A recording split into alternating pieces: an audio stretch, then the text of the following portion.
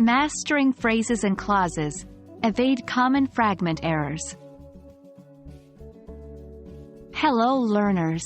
Welcome to today's lesson. We are going to delve into the exciting world of English sentence structure, specifically focusing on phrases and clauses, and how we can avoid the common errors that lead to sentence fragments.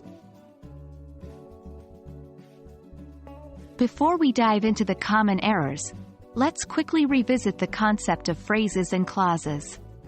A phrase is a group of words that work together, but it doesn't contain both a subject and a verb.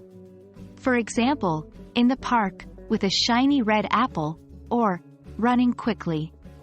On the other hand, a clause is also a group of words, but it does include a subject and a verb. For instance, she sings, the dog is barking, or I am studying. The distinction between these two is pivotal in building correct and complete sentences. Now that we've refreshed our understanding of phrases and clauses, let's move on to sentence fragments. A sentence fragment is essentially an incomplete sentence.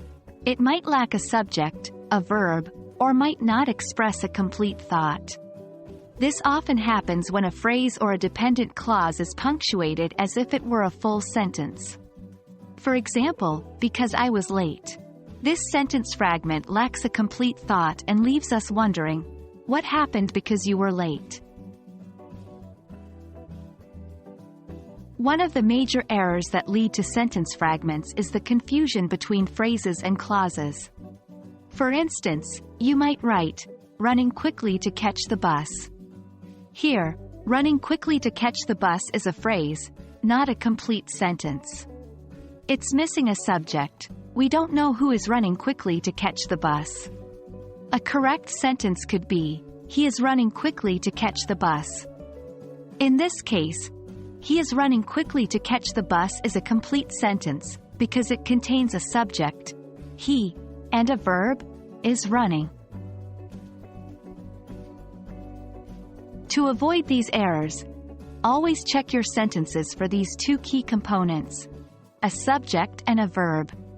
Also, ensure your sentence provides a complete thought. If it seems to be a reply to an implied question, it might be a fragment.